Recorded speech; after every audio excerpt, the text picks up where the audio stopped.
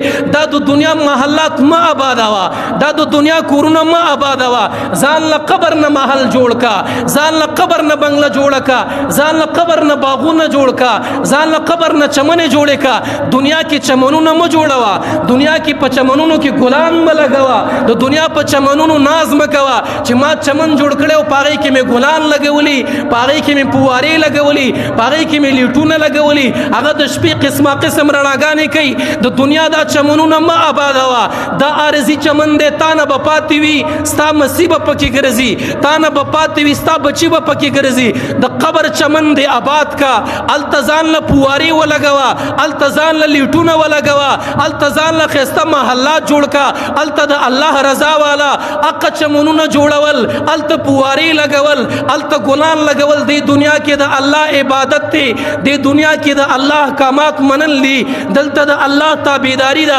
چې هر حکم د الله راغلی به سر چشم الله، چې تا راته ویلې ربه تابعدار یم الله، زه به د دنیا پسې منډې نه وهمه، زه به دنیا ګټم به قدر ضرورت چې زما څومره ضرورت دی. خو موږ د دنیا نه محلات جوړ کړ، موږ د دنیا محلات آباد کړ، موږ قبر ځان له کنډر پرېښی دی، موږ قبر ځان له مقصې کنده پرېښې ده. دا قبر کنده مه پرېږده وروره، دا ځان له محل آباد کا، دا ځان له باغ جوړ کا، دا ځان له خوشګوار جوړ کا چې ته وله لاړ شي خلک درته وایي اهلا وسهلا مرحبا، په خیر راغلي، ستړی مه شي، ستا راتللې مبارک یې، موږ ستا په انتظار وو، موږ ستا په تمه باندې وو چې کله به راځې. دا نه چې هلته ورځې او خلک درنه انکار کوي، هلته ورځې او په هغه خاورو کې پروت دی، په هغه مارانو کې پروت دی، په هغه چنجو کې پروت دی، په هغه لړمانانو کې پروت دی، هغه تکلیف کې پروت دی. دنیا کې سخته تېره که ځان له قبر آباد کا، دنیا کې ځان له سخته تېره کا، ځان له هغه خاورې جوړې کا،